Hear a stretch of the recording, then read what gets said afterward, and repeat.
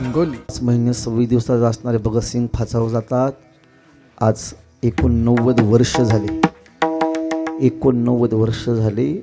भारत देश त्यांचा शहीद दिवस म्हणून साजरा करतोय. माझा असा प्रश्न तुम्हाला आहे, जोपर्यंत चंद्र सूर्य आहे तोपर्यंत यांची कीर्ती राहील असं मला वाटत नाही.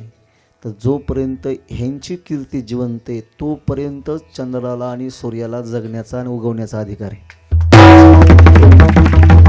म्हणून देशासाठी जगणारी माणसं ही खऱ्या अर्थानं भगवंताच्या पायाजवळ जातात. 2 नंबरचं जीवन ही समाजासाठी जगणं, समाजासाठी मरणं. काल ज्यांचं निधन झालं,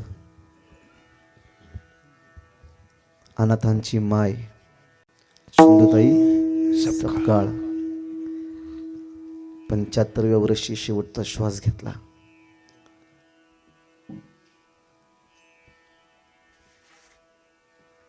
काही जीवन असतं बघा ना, काही काही लोकांचा किती संघर्ष असतो बघा. वयाच्या 10व्या वर्षी लग्न, नवऱ्याचं वय 34 वर्षाचं, ह्यांचं वय 10 वर्षाचं, 2-3 बाळंतपणं केली. संकट येतात बघा, घरातून बाहेर पडली बिचारी. संकट येत असताना इतके संघर्ष, इतके संकट महाराज, इतके संकट आणि इतके दुःख खऱ्या अर्थानं माईंनी भोगली. खरं सांगू, भोगी माणूस जगाच्या पाठीवरती संघर्ष करू शकत नाही, लक्षात ठेवा. भोगी माणूस क्रांती करू शकत नाही. भोगी माणूस चांगलं काम करू शकत नाही. काम कोण जर करत असेल ना तर तो त्यागी माणूस करत असतो, लक्षात ठेवा. भोगी माणसं फक्त भोगून अनेक आजारांना आमंत्रण देऊन मरून जातात. त्यागी माणसं जे असतात ना ती समाजासाठी काहीतरी करत असतात. बघा, सिंधुताई सपकाळ संपूर्ण ही महाराष्ट्राची अनाथांची माय. या महाराष्ट्रामध्ये 2 माय होऊन गेल्या. एक माय म्हणजे विश्वमाऊली ज्ञानोबा, ज्ञानराज माझी योगाची माऊली किंवा अनाथाची माय. ज्ञानोबा एक अनाथांची माय होती. ज्ञानोबारायने संपूर्ण विश्व अनाथ समजून महाराज त्यांना आपल्या पदरामध्ये घेतलं होतं. तसं या अनाथांची माय असणारी सिंधुताई सपकाळ, ज्यांना आईवडील नाहीत, ज्यांना या जगामध्ये कोण नाही आहे, अशांना मुलांना जवळ केलं त्या माईंनी. इतका संघर्ष भेटला, इतका संघर्ष केला, इतके दुःख त्या माईने भोगले. आणि खरं सांगू, माणसाच्या जीवनामध्ये दुःख ही आली पाहिजे. काय करको म्हणतील महाराज, काय सांगताय? अहो खरंच दुःख आली पाहिजे. दुःखाशिवाय महाराज परमार्थ सफळ होऊ शकत नाही. या दुःखाचा जगावरती किती उपकार आहे सांगू, ऐका. या दुःखाने जगाला शास्त्रज्ञ दिले, या दुःखाने जगाला कवी दिले, या दुःखाने जगाला लेखक दिले. नवे तर या दुःखाने जगाला वारकरी संप्रदायातील संत दिले. दुःखाचा उपकार. जर तुकोबरायांच्या जीवनामध्ये दुःख आली नसती ना तर आज मला तुकोबराई कळाली नसते.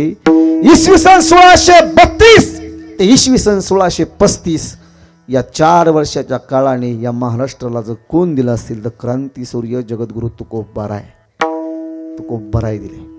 विश्वमाऊली ज्ञानोबरायांना दुःख झाली म्हणून विश्वमाऊली ज्ञानोबरायांचा अधिकार तुम्हाला कळतो. इतकी दुःख आली पाहिजे, इतकी दुःख आली पाहिजे. त्या दुःखाने अंतकरणाची भूमी भाजून निघाली पाहिजे. आणि दुःखाने काय एकदा अंतकरणाची भूमी भाजून निघाली की तिथं सुंदर पीक येतं. त्या पिकाचं नाव हे वैराग्य. आणि खऱ्या अर्थानं हे वैराग्य मोठं काम करण्यासाठी फार महत्वाचं आहे. सिंधुताई सपकाळांना वैराग्य निर्माण झालं. स्वतःच्या प्रपंचाने लाथाबुक्या घालून ज्यावेळेस बाहेर काढून दिलं त्यावेळी सिंधुताई सपकाळ रेल्वे स्टेशनला भीक मागू राहू लागल्या. भीक मागत असताना महाराज इतकी भीक मागितली महाराज, तरी पोट भरत नव्हतं. महाराज त्यांनी पाहिलं की भिकाऱ्यांची मुलं पाहिली, त्यांची अवस्था पाहिली आणि मग त्यांच्या मनामध्ये आलं, अरे आपण सुद्धा या मुलांसाठी काहीतरी केलं पाहिजे. माझ्यावरती संकट आली, मला घरच्यांनी हाकलून दिलं, तर ह्यांना तर कोणच नाही, ह्यांचा त्रास किती असेल, प्रचंड किती दुःख असेल. म्हणून सिंधुताईंनी आमच्या पुरंदर तालुक्यामध्ये पुणे जिल्ह्यामध्ये बालनिकेतन नावाचं बालसंस्था ते उभी केली आणि हजारो मुलं, शेकडो मुलं त्या माईंनी अनाथ असणारी मुलं सांभाळली. आणि सांभाळल्यानंतर महाराज आज संपूर्ण महाराष्ट्राला गेल्या 2 महिन्यापूर्वी त्यांना पद्मश्री पुरस्कारच देऊन त्यांचा सन्मानित केलं होतं. महाराज खरं सांगू, आपल्याला घरामध्ये 2-4 मुलं सांभाळणं होत नाही, शेकडो मुलं सांभाळायची आणि ती पण लोकाची मुलं सांभाळण्याचा अनुभव आम्हाला आहे. आळंदीमध्ये फार कष्ट असतात आणि खऱ्या अर्थाने माईंनी हे कष्ट, आणि त्या माई काल या जगाचा निरोप घेऊन निघून गेल्या, त्या माईंना संपूर्ण वारकरी संप्रदायातर्फे आपण श्रद्धांजली या ठिकाणी वाहूया. आणि वाहत असताना त्यांचं जीवन फक्त आणि फक्त समाजासाठी जगलं होतं. मी सांगून गेलो, जोपर्यंत चंद्र सूर्य आहे तोपर्यंत यांच्या कीर्ती जिवंत राहतील. सिंधुताईंची कीर्ती जगाच्या पाठीवरती जिवंत राहील. आज प्रत्येकाच्या अंतःकरणामध्ये सिंधुताई नाव प्रत्येकाच्या अंतःकरणामध्ये माहिती आहे. अनेक अनेक अनेक प्रकारचे संघर्ष करून त्या माई त्या पदापर्यंत पोहोचल्या. त्या पदाला पोहोचण्याचं कारण जर काय असेल ना, तर फक्त दुःख हे लक्षात ठेवा. म्हणून दुःख जीवनामध्ये आली पाहिजे. ते दुःख सिंधुताईंच्या जीवनामध्ये आली. समाजासाठी जगणारी माणसं जगाच्या पाठीवरती अजरामर होतात. प्रकाशजी बाबा आमटी असतील, सिंधुताई सपकाळ असतील, अण्णासाहेब हजारे असतील, ही माणसं समाजासाठी जगतात. नवे नवे आपल्या वारकरी संप्रदायामध्ये जे संत निर्माण झाले, सगळे संत हे समाजासाठी जगले. महाराज, समाजासाठी जगणारी माणसं जगाच्या पाठीवरती शिल्लक राहतात. पहा, एक उदाहरण सांगून जाईल. हिरोजी इंदलकर नावाचा एक इतिहासामध्ये बांधकाम प्रमुख म्हणून ज्याचं नाव घेतलं जातं. बघा, समाजासाठी जगणारी माणसं कशी अजरामर राहतात बघा. छत्रपती शिवाजी महाराज, हिरोजी इंदलकर दोघेही समुद्राच्या काठाने फिरतायत. समुद्राच्या काठाने फिरत असताना राजाने सांगितलं, ए हिरोजी, बोला राज, शेकडो किल्ल्यांची डागडुजी केली, शेकडो किल्ले तो बांधून काढलेस, पण ज्या गडावरून आपल्याला हा राज्यकारभार चालवायचा, तो गड आपल्याला बांधायचा, सांग गडाची जबाबदारी स्वीकारशील का? हो राज, स्वीकारेल. पैसा दिला, संपत्ती दिली, धन दिलं. गडाचं काम सुरू झालं. रायगडाचं काम सुरू झालं. रायगडावरती जगदीश्वराच्या मंदिराचं बांधकाम सुरू झालं आणि बांधकाम अर्ध्यावरती आलं आणि छत्रपती राजांनी दिलेला सगळा धन संपत्ती पैसा संपून गेला. आता काय करावं? राजेस्वारीवरती आहेत. राजांना याला टाईम आहे, तोपर्यंत हे बांधकाम थांबवावं हे आपल्या बुद्धीला पडत नाही.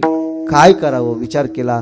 हिरोजी इंदलकर स्वतःच्या गावात गेले. स्वतःच्या गावामध्ये जाऊन स्वतःच्या नावावरची जमीन विकली, स्वतःचं घर सावकाराला विकलं, स्वतःच्या बायकोचे दागिने कपडे सगळं काहीच विकून टाकलं.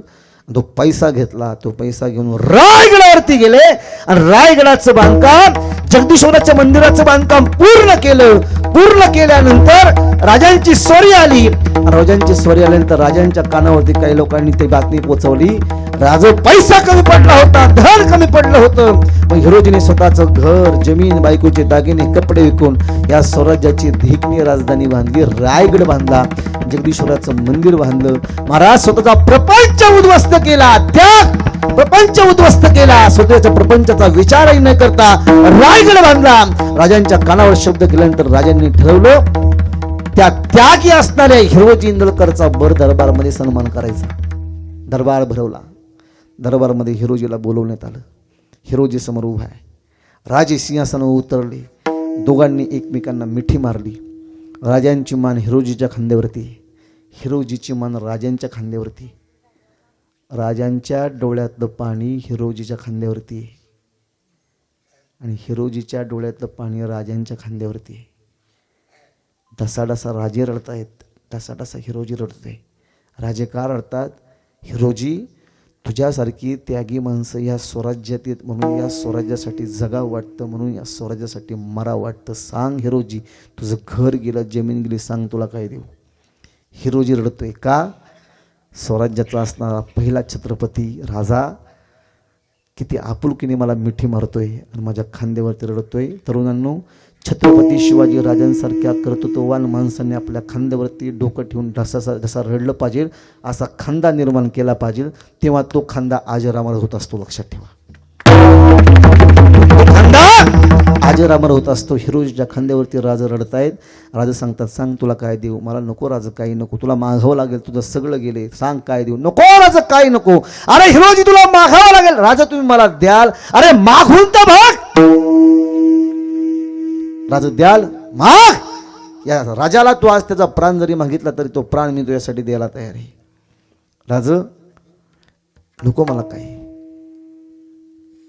का नको राज? कारण आमच्या कबीरदास महाराज सांगतात, जे कधी सोबत घेऊन आलो नाही सोबत घेऊनही जाणार नाही. कबीरा हम जब पैदा हुए जग हसे हमरे,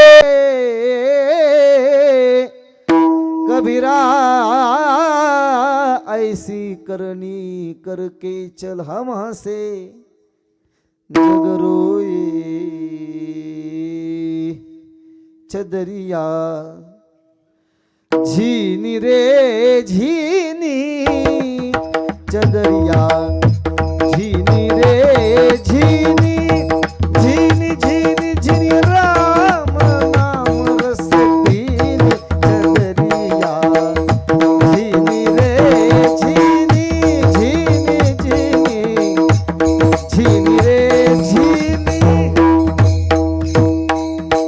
ध्रुव प्रल्हाद सुदामाने ओढी चदरिया.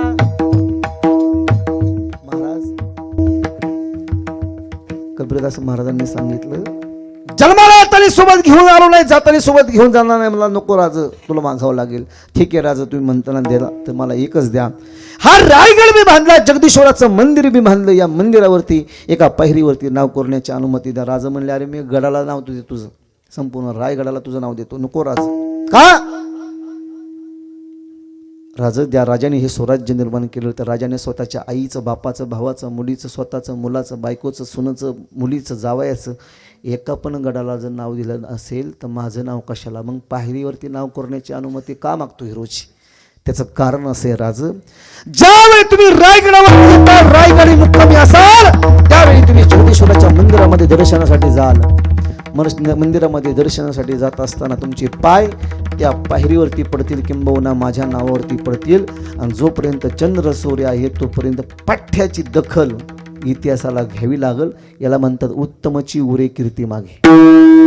समाजासाठी जगणारी माणसं जगाच्या पाठीवरती अजरामर होतात. देवासाठी जगणारी माणसं जगाच्या पाठीवरती अजरामर होतात. देवासाठी गवळणी देवासाठी जगल्या. धन्य भाग्याच्या त्या जन्मल्या संसारी, ज्याचे ध्यानी मनी नित्य काळ हरी.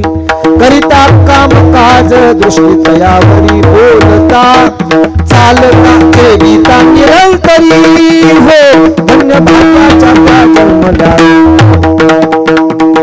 दिवस जगल्या. किती किती जगल्या आहे का? सोडत्या सोडत्या.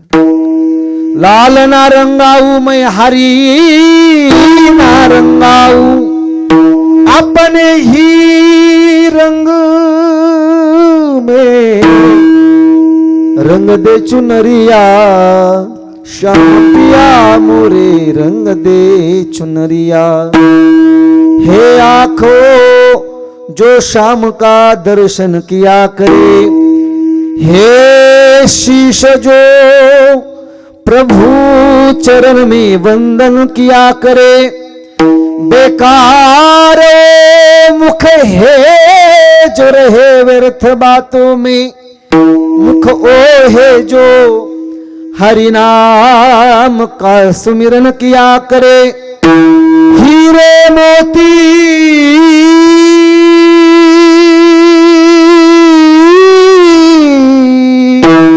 हीरे मोती से नहीं शोभाए हाथ की, वो हाथ है जो भगवान का पूजन किया करे. मरकर भी अमर नाम है उस जीव का जग में. प्रभु प्रेम में बलिदान जो जीवन किया करे. ऐसी लागी लगन मेरा हो गई मगन. ओ गली गली हरि गुण गाने लगी. ऐसी लागी लगन मेरा हो गई मगन. ओ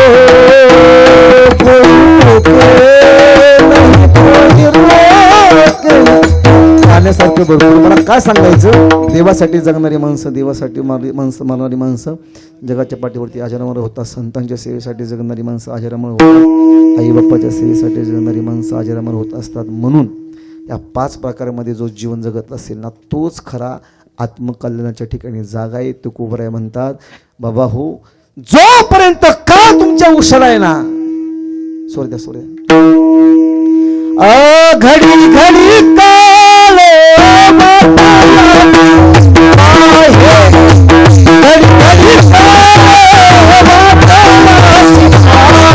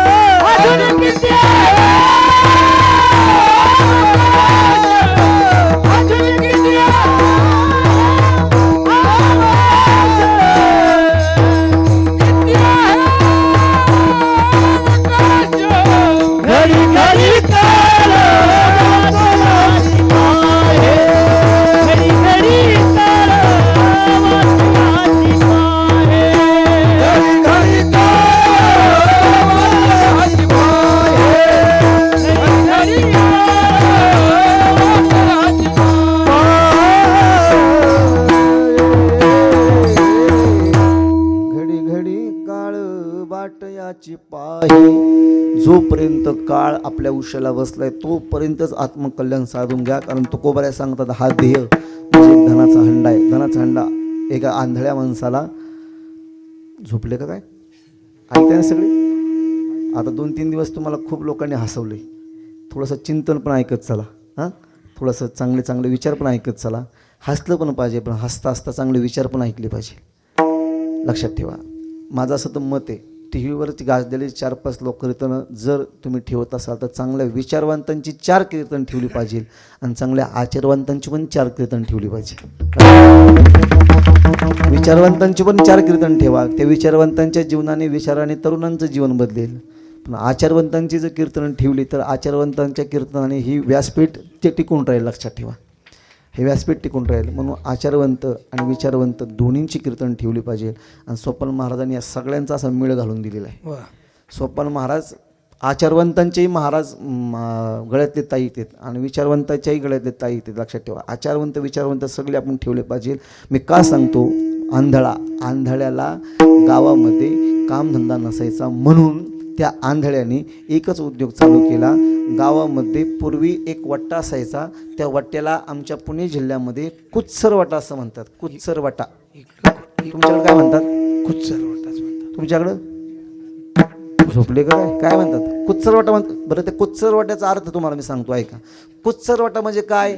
ज्या वाट्यावर गावाचं धुणं बिन साबणाने धुतलं जातं. कळलं ना? चावडी, चावट लोकांची चावडी. आमच्याकडे त्याला कुत्सरवाटा म्हणायचे. त्या कुत्सरवाट्या यायचा. भावाभावाची भांडणं लाव, नवरा बायकोची भांडणं लाव, बाप लेकाची भांडणं लाव, माय लेकाची भांडणं लाव. आंधळ्याचा तोच उद्योग. लोक वैतागली हो.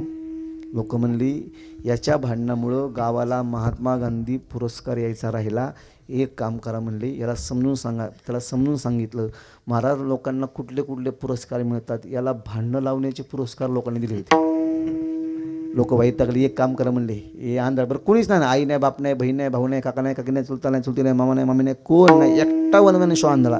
4 खानाचं घर, 4 एकर शेती. वैतागले लोक म्हणले एक काम करा, हा 1000 चुका करत असेल ना, बघा माणूस किती चुका करू द्या, किती जरी माणसाने चुका केल्या ना, त्या चुकीचं फक्त एकच फळ देव देतो. देव आपलं लग्न लावून देतो. काय केलं कळलं, काय केलं सकाळ घरी गेल्या. आता काय लोकांनी त्याचं लग्न लावलं. आता लग्न लावल्यानंतर बिचारी ती बाई शेतात काम करायची, याला 2 टाईम जेवायला घालायची, काम करायची, याला जेवायला घालायची. पण त्या आंधळ्याचा एकच उद्योग काय? भांडणं लावणं हा त्याचा उद्योग. लोक वैतागली. शेवटी एकदा बाई शेतामध्ये काम करत असताना त्याला जाऊन सांगितलं लोकांनी, ए बाई, तुझ्या नवऱ्याला दाब जरा, दाब, गावाचा पुरस्कार मिळेल, दाब. ते वैतागली. रोजची भांडणं वैतागली. ती शेतातून पळत आली. पळत हे दुपारी 12 वाजता आंब्याच्या झाडाखाली झोपलं होतं. झोपलं असताना ती बाई पळत आली. तिने पाठीमागचा पुढचा विचार न करता, पायात चप्पल होती, चप्पलचा पाय घेतला, अशी नवऱ्याला लाट टाकली. 4-5 कोलंट्या खाऊन पलीकडं, 4-5 कोलंट्या खाऊन पलीकडं पडलं. कुणी मारलं, कधी मारलं, का मारलं, कसं काय मारलं, कुणी मारलं, का मारलं. पाहतो बायकोचा आवाज ऐकला. त्याला कळलं बायकोनी मारलं. म्हणला, बस, बायकोनी मारव. अरे नवरा म्हणजे पती परमेश्वर असतो. नवरा म्हणजे कोण असतो महाराज? नवरा म्हणजे पती परमेश्वर असतो. पत्नी म्हणजे अर्धांगिनी असते त्याची. आणि परमेश्वराला लाथरी मारलं. अरे मरल तर पुन्हा येल तुऱ्यात येणार नाही. निघाला. जायचं कुठं? जायचं म्हणला बस आता परत गावात यायचं नाही. मला जाऊ सेनगावला जाऊ, आता नरसिंह नामदेवला जाऊ म्हणला. तिथं जाऊन भीक मागून खाऊ, पण गावात यायचं नाही. नरसिंह नामदेवला निघाला. जात असताना नरसिंह नामदेवच्या मध्ये जो तुम्हाला काय शेत म्हणा, डोंगर म्हणा, चालत होता. आकाशाकडे पाहायचा. म्हणायचा, हे जिंदगी मेरे किस काम की नाही आहे, हे मेहबूबा मेरे किस काम की नाही. कोणी बायको माझी नाही, पोरं माझी नाही, लाथणी मारो, लाथणी मारो, अशी कुठं बायको असते का? निघाला. चालता त्याला ठेच लागली. खाली पडल्यानंतर म्हणला, बऱ्याच वेळ झाला चालतोय, साधा दगड लागला नाही. ठेच लागली. कशाने लागली, का लागली बघितलं. ते थोडंसं बावळटच होतं. ते खाली वाकलं. त्याला सापडला हंडा उचलला. तो लागला जड. हात घातला त्याच्यात. 50,000 रुपये तोळा. काय गांजा? काय सोनं. बस म्हणला. आता उजळले भाग्य. आता हा बस हंडा घ्यायचा रिसोडला जायचं, सोन्याच्या दुकानामध्ये हा हंडा मोडायचा, सोन्याच्या दुकानामध्ये हा हंडा मोडला, त्यातून जो काही पैसा येईल तो नरसिंह नामदेवला एक धर्मशाळा बांधायची, त्या धर्मशाळेमध्ये वारकऱ्यांची व्यवस्था करायची, त्या धर्मशाळेमध्ये मुलं शिकवायची, धर्मशाळेमध्ये तरुणांना चांगल्या प्रकारचं व्यासपीठ द्यायचं. म्हणून त्याने तो हांडा मोडला आणि नरसिंह नामदेवला गेला.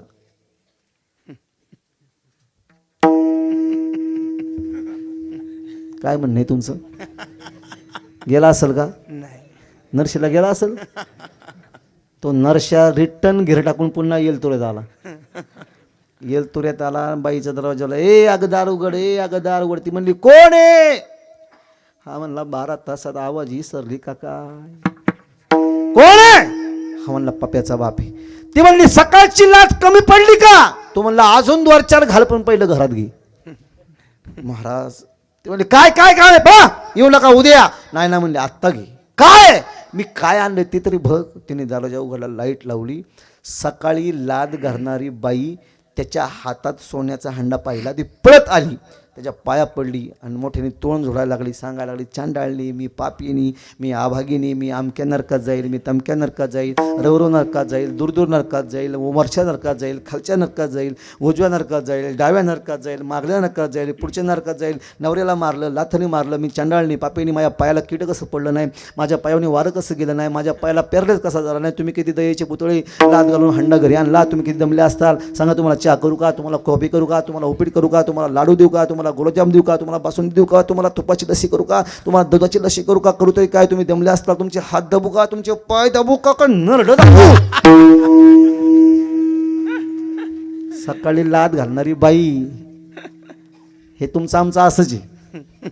पगाराच्या दिवशी असतो, पगाराच्या दिवस, पगाराच्या दिवशी माणूस घरी आला, घरी आलेला म्हणते बायको म्हणते अहो दुधाचा चहा करू का? तो म्हणतो कर कर कर दुधाचा चहा कर. दूध बीट टाकून असं सुंदर चहा असतो. आणि पगाराच्या आदल्या दिवस बघा, पगाराच्या दिवशी ही आई असेल 4-5 दिवसात पैसे सांभाळले, तो घरी जरी आला ना, तो सांगतो ए अगं चहा कर. ती म्हणते हो मी टी व्हीचे कार्यक्रम बघते, तुम्ही चहा करा.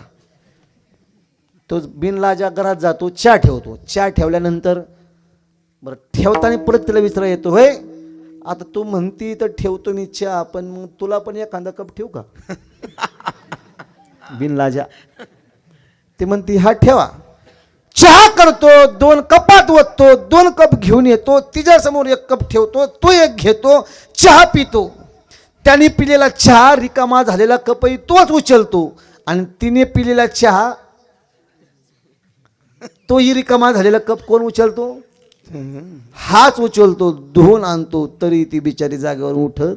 आणि पण पगाराच्या दिवशी तुम्हाला चहा करू का, कॉफी करू का, उपीट करू का? ह्याने भांडा पाहिला. ती म्हणली बया कुठं मिळालं हे, कसं काय तुम्हाला बुद्धी सुचली, लाद घालून तुम्ही घरी आला ना, बरे हिंगोलीला गेले नाही, दुसरीच केली. घरी आले बरं झालं, या या या या या या बसा बसा बसा बसा, मी पुन्हा येईल, पुन्हा येईल, या या बसा, मी पुन्हा येईल, तू पुन्हा लाद घालत जा, मी पुन्हा येईल, पुन्हा येईल, या या. बसलं बा आतमध्ये बसल्यानंतर ती म्हणली कुठं मिळालं, कसं मिळालं मला सांगा. तो म्हणला बघ दरवाजे बंद करून घे. दरवाजे बंद केले.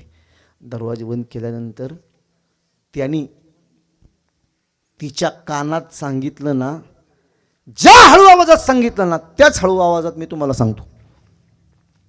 ज्याला ऐकू आला तो भाग्यवान, आणि ज्याला नाही ऐकू आला तो डबल भाग्यवान. तो तिच्या कानात म्हणला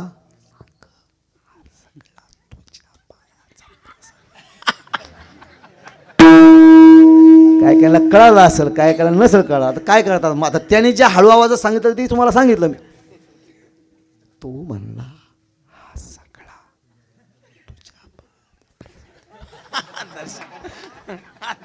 कळलं का नाही आता तरी? तो बिनलाजा काय म्हणतो माहितीये का?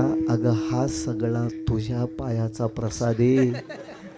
ती बाया म्हणली माझ्या पायात एवढा गुण आहे वय? हो म्हणली तुझ्या पायातले गुण आहे. मग तुझ्या पायाचं काय? आणि सांगू प्रत्येक बाईच्या पायात लक्ष्मी असते, फक्त तिने नवऱ्यावरती प्रयोग करायची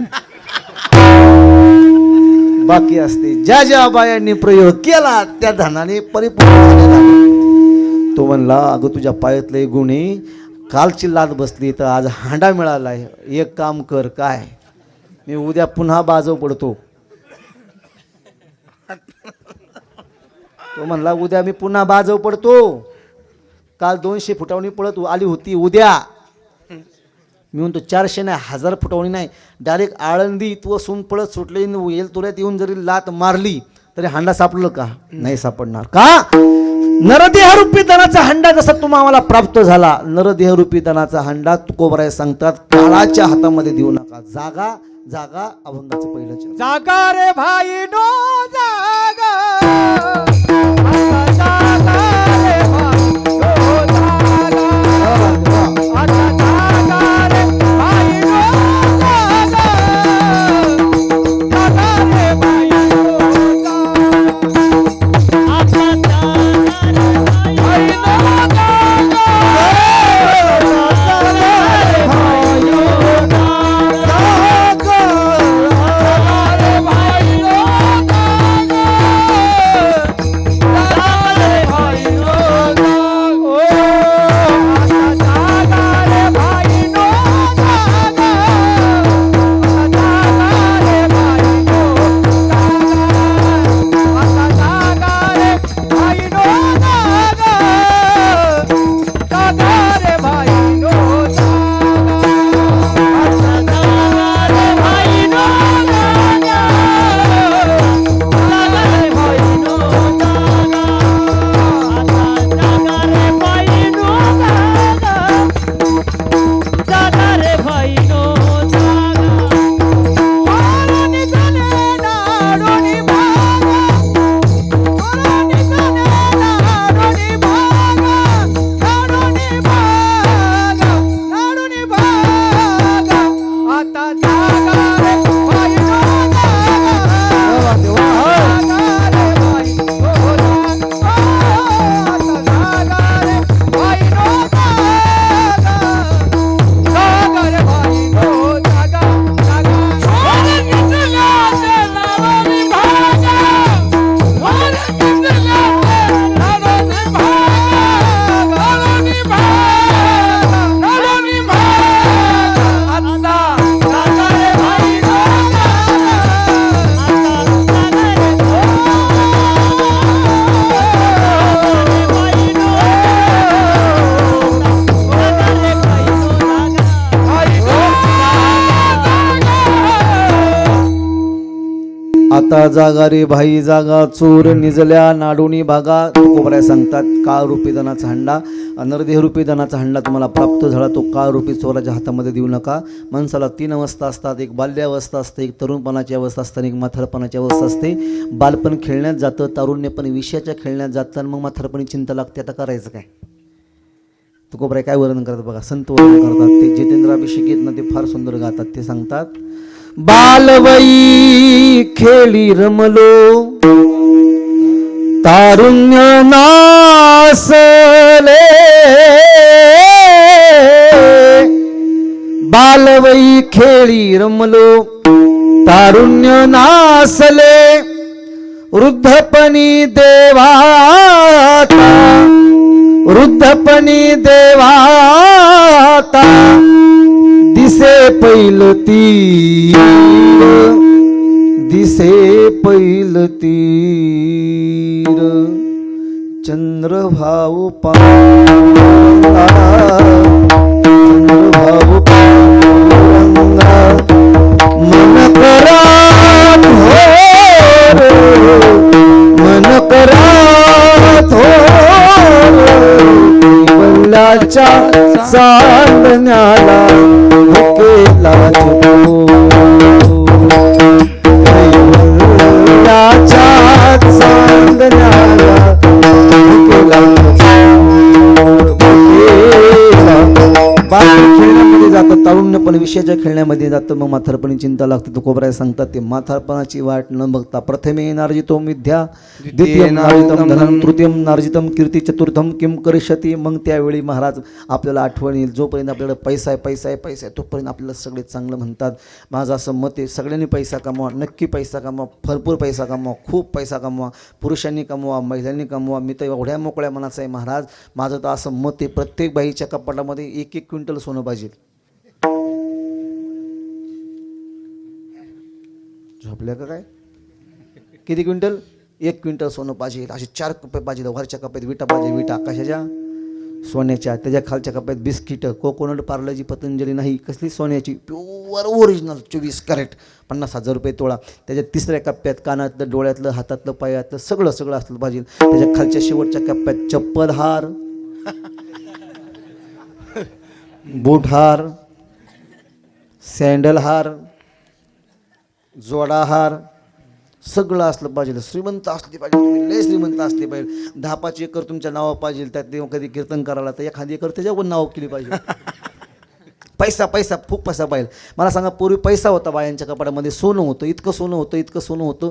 जहा डाल डाल पर सोने की चिड़िया करती है बसेरा, ओ भारत देश है ये धरती है जहाँ ऋषि मुनि जपते प्रभु नाम की माला. हरिओम हरिओम हरिओम. जहाँ हर बालक एक मोहन है और राधा एक एक बाला, राधा एक एक बाला. वहाँ सूरज सबसे पहले आकर डाले अपना फेरा, वो भारत देश है मेरा, वो भारत देश है मेरा. जहाँ डाल डाल पर सोने की चिड़िया करती है बसेरा, वो भारत देश है मेरा. या देशात पहिलं सोनं होतं. 11व्या शतकामध्ये तो अल्लाउद्दीन खिलजी आला, त्याने भारत देश लुटला. नंतरच्या 400 वर्षा काळामध्ये यवनांनी लुटला. गेले 150 वर्षाच्या काळामध्ये इंग्रजांनी लुटला. आता कोण लुटतंय? आता कोण लुटतंय देश? मी एकाला विचारलं, अरे कोण लुटतंय देश? म्हणला तुम्ही. खुशाला बोमलच पाकिट सांगताय. म्हणला कायच्या कायला का काय असतं का नाही, काय त्याला आधार बिधार? कोण लुटतंय, कोण लुटतंय हे सांगणं म्हणजे हे अवघड जागचं दुःख नाही. आता तर ते सांगू शकत नाही, तर बोलू शकत नाही. ऐका, सोनं असलं पाहिजे, बाईच्या कप्प्यामध्ये सोनं असलं पाहिजे. हात असतं का बाईनं? आहे का सोनं? नका आणून देऊ मला, पण आहे का नाही एवढं सांगा. सोन्याची जागा घेतली साड्यांनी. साड्या साड्या सोनं गेलं, साड्या आल्या. प्रत्येक लग्नाला गेलं की एक साडी, लग्नाला गेलं की एक साडी, लग्नाला गेलं की एक साडी. अहो, परवा पेपरला बातमी आली, त्या बाईने कपाट उघडलं. त्या कपाटामध्ये महाराज 400-450 साड्या होत्या. त्या कपाट उघडल्या त्या 400 साड्या तिच्या अंगावरती पडल्या. किती साड्या पडल्या? 400 साड्या बाईच्या अंगावर पडल्या. तुम्ही म्हणताला काय झालं? जाग्यावर बाई मिली साड्याच्या वजनाने, साड्याच्या वजनाने मिली. साड्या जळावं लागली तिला, एवढ्या साड्या. पण आता महाराज पैसा राहिला नाही. तुकोबराय सांगतात, नक्की धन कमवा, कारण धन कमवणं हा एक पुरुषार्थ आहे. धर्मार्थ काम मोक्षानाम यस्य कोपी न विद्यते अजागलस्तनश्चैव तस्य जन्मनिरत. धन कमवा, पण असं धन कमवा. जोडनिया धन दिया धन, जोडनिया धन उत्तम व्यवहारे. जोडनिया धन दिया धन, जोडनिया धन उत्तम व्यवहारे. जोडनिया धन, जोडनिया धन उत्तम व्यवहारे. जोडनिया धन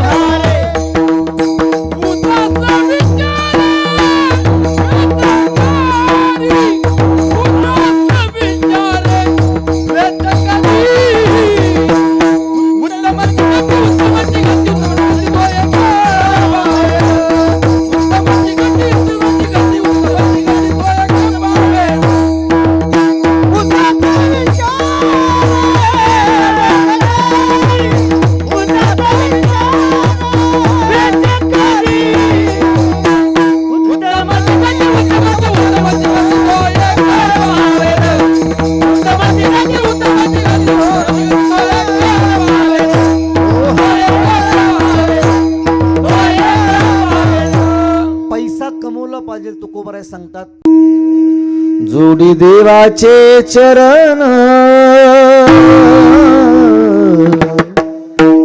व्हावया जतन.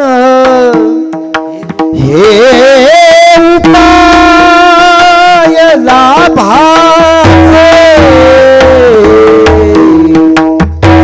युक्त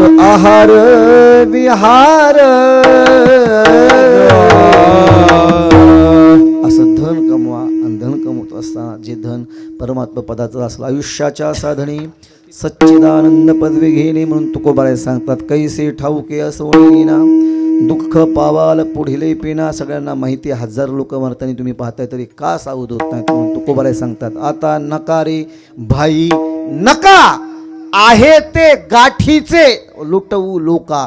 काय गाठी? उरलेलं आयुष्य फक्त आपल्या पदरात आहे. उरलेलं आयुष्य चुकीच्या ठिकाणी व्यर्थ न करता. काही मुलं व्यसन करतात. मला एकाने कीर्तनात विचारलं, म्हणले महाराज माणसाने व्यसन केलं पाहिजे का? त्याला मी लगेच सांगून दिलं उत्तर, नक्की व्यसन केलं पाहिजे. माझं वाक्य नीट आहे बरं.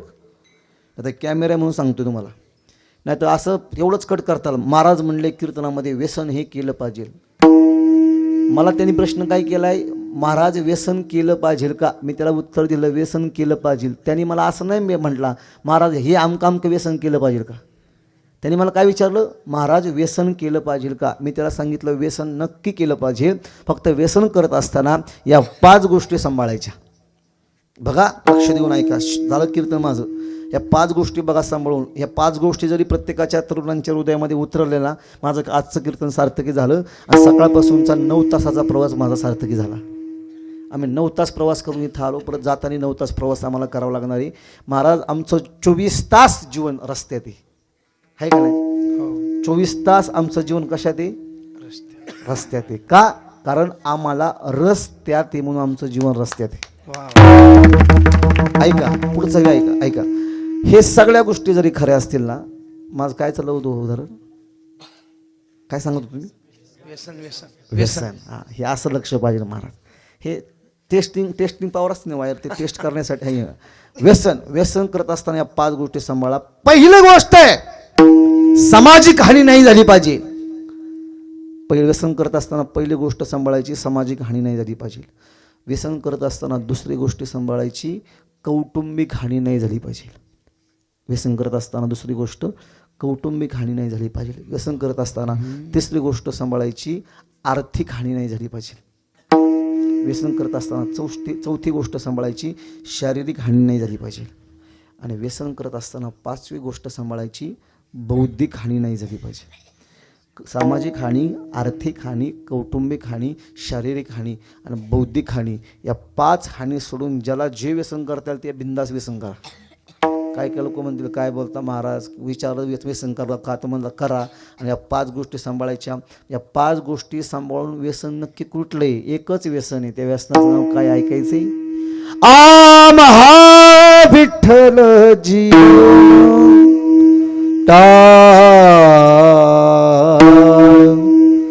चिपुळिया धन टाळ.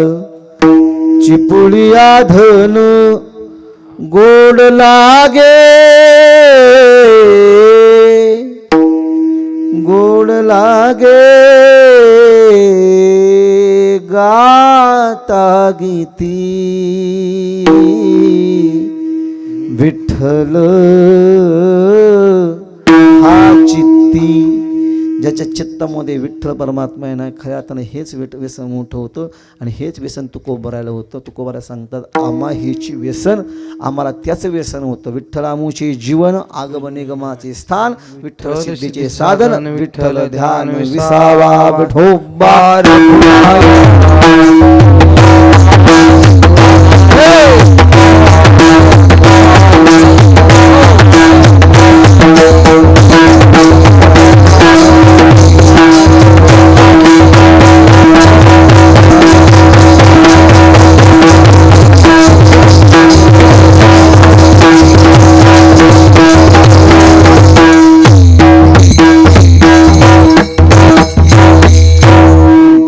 नका रे भाई नका, आहे ते गाठीचे लुटवू लोका. इतरत्र ठिकाणी व्यसन वाया घालवण्यापेक्षा जाता जाता काही मुद्दे माझ्या लक्षात ठेवा. एक सांगतो, जगाच्या पाठीवरती वारकरी संप्रदायासारखा संप्रदाय नाहीये. जगाच्या पाठीवरती ज्ञानोबा तुकोबारायांसारखे संत नाहीयेत. जगाच्या पाठीवरती पंढरीश परमात्म्यासारखं आराध्य दैवत नाहीये. जगाच्या पाठीवरती रामकृष्ण हरिमंत्रासारखा मंत्र नाहीये. म्हणून मंत्र, संत, ग्रंथ आणि वारकरी संप्रदाय याच्याच नादी लागा आणि ह्यालाच व्यसन बनवा. त्याचं जीवन कृतकृत्य झाल्याशिवाय राहणार नाही. आपण नाही त्या लोकांच्या मागं लागतो, नाही त्या संप्रदायाच्या मागं लागतो आणि स्वतःची हानी करून घेतो. अलीकडे संत ओळखणं फार कठीण झाले. संत माणसासारखे दिसतात संतांना बायकामुळे येतात, तो मामाला बायकामुळे, संतांना शेतीवाडी, तो मामाला शेतीवाडी रे. दोघं माणसासारखे दिसतात. संत नवती जगा माणसा त्या सारखे. माणसांसारखे संत दिसतात पण ते माणसांसारखे नसतात. आई आपल्या मुलाच्या गालावरून हात फिरवते. आई तुमच्याकडे फिरवते का आई? आई आपल्या मुलाच्या गालावरून हात फिरवते आणि न्हावी सुद्धा दाढी केल्यानंतर गिऱ्हाईकाच्या गालावरून हात फिरवते. आई आपल्या मुलाच्या गालावरून हात फिरवते आणि न्हावी सुद्धा दाढी केल्यानंतर गिऱ्हाईकाच्या गालावरून हात फिरवतो. हात फिरवण्याच्या क्रिया दोन्हीकडे सारख्या, पण आईच्या हात फिरवण्यामध्ये वात्सल्य भावे आणि नाव्याच्या हात फिरवण्यामध्ये 50 रुपये भावे. हात फिरवण्याच्या क्रिया दोन्हीकडे सारख्या असतात. तसं तुमच्या आमच्या अंतकरणातला भाव वेगळा असतो, संतांच्या अंतकरणातला भाव वेगळा असतो. तुमचं आमचं अंतकरण प्रपंचाने भरलेलं असतं आणि संतांचं अंतकरण परमार्थाने भरलेलं असतं.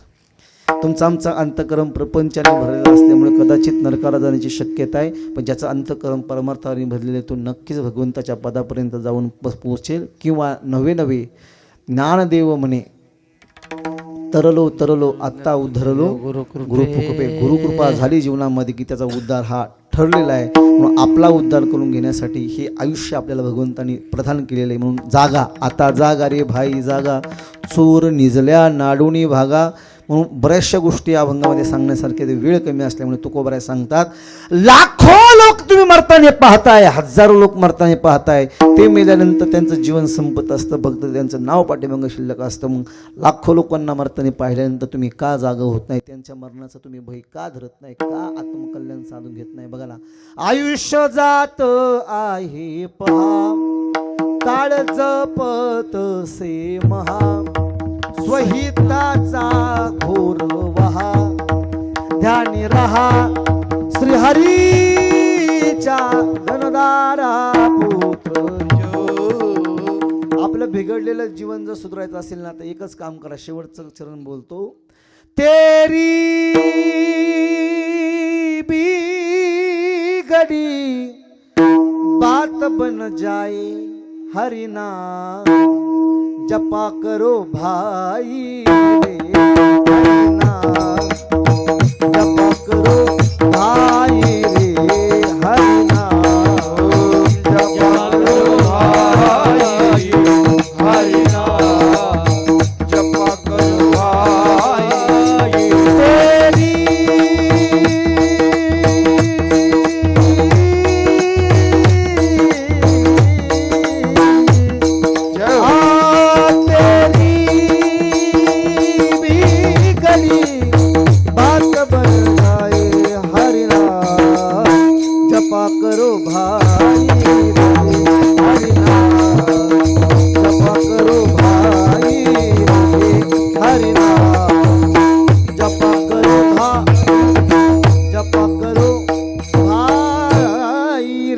तेरी बात बन जाए हरि नाम, जपा करो भाई. म्हणून ज्यांनी ज्यांनी हरि नामस्मरण केलं, रामकृष्ण नामे हे दोन्ही साजेरी हृदय मंदिरे स्मराकार. विश्वमाऊलीत ज्ञानोबरायांनी नाम जपलं, तुकोबराय सांगतात, नामसंकीर्तन साधन पै सोपे. त्यांनी नामस्मरण जपलं. म्हणून ज्यांनी नाम साधनेच्या जोरावरती आपलं आयुष्य भगवंताच्या पदापर्यंत नेऊन पोहोचवलं त्या संतांचं एकदा भजन. ज्ञानेश्वर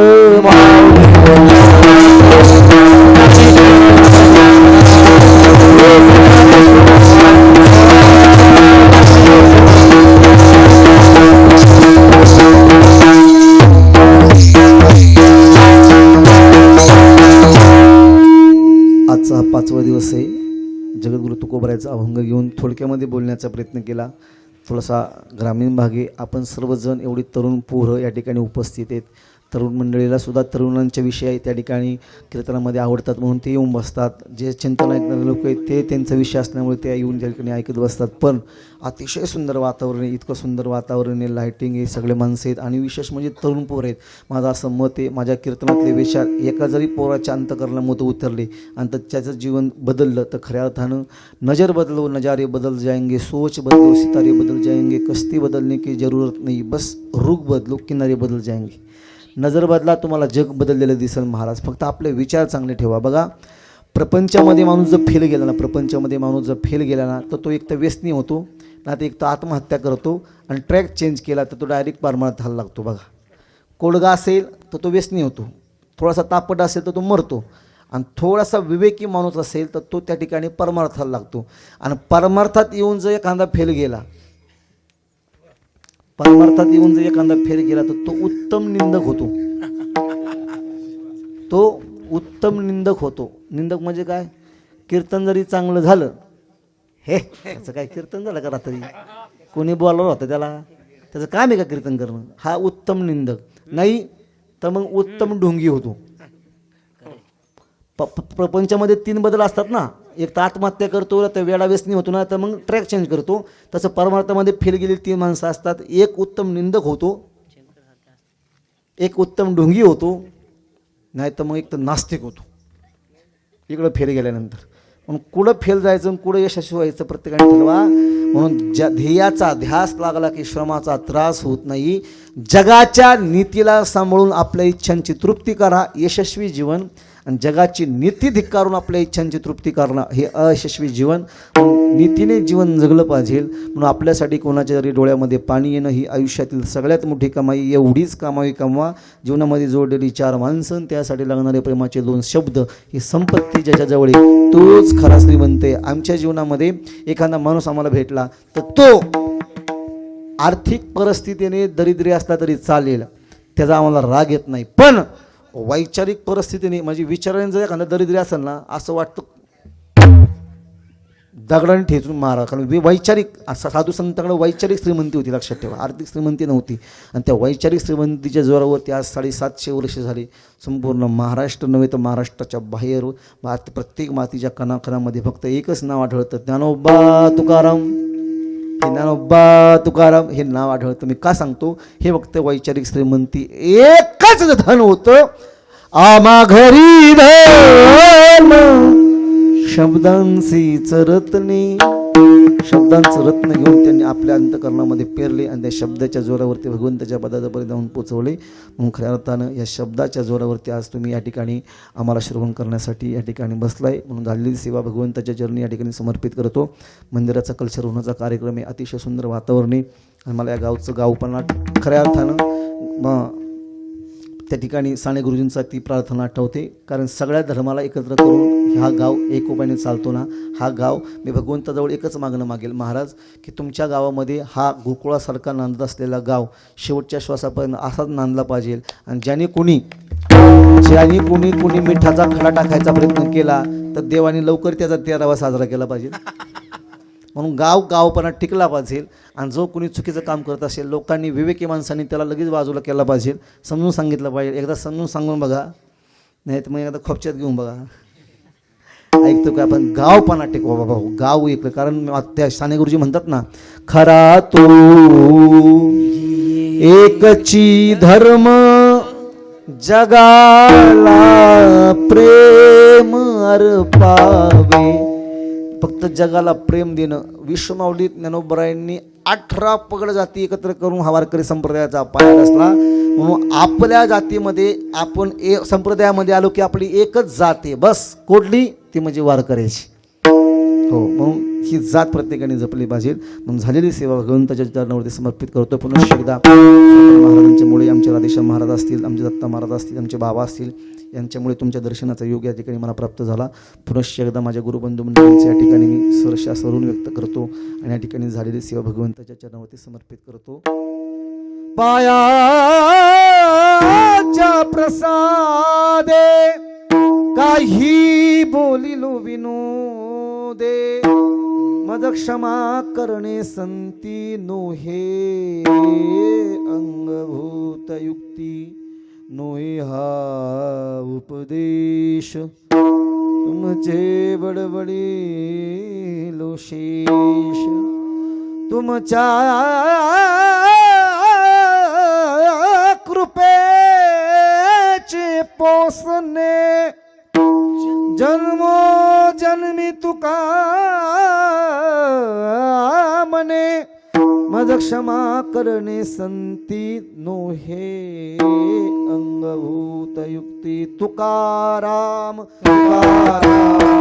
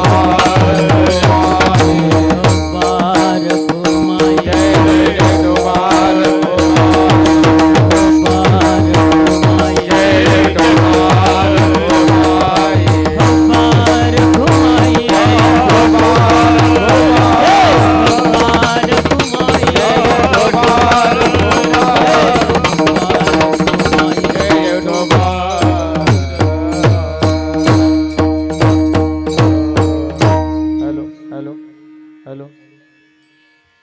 समस्त ग्रामस्थ मंडळी वेलतुरा तालुका सेनगाव जिल्हा हिंगोली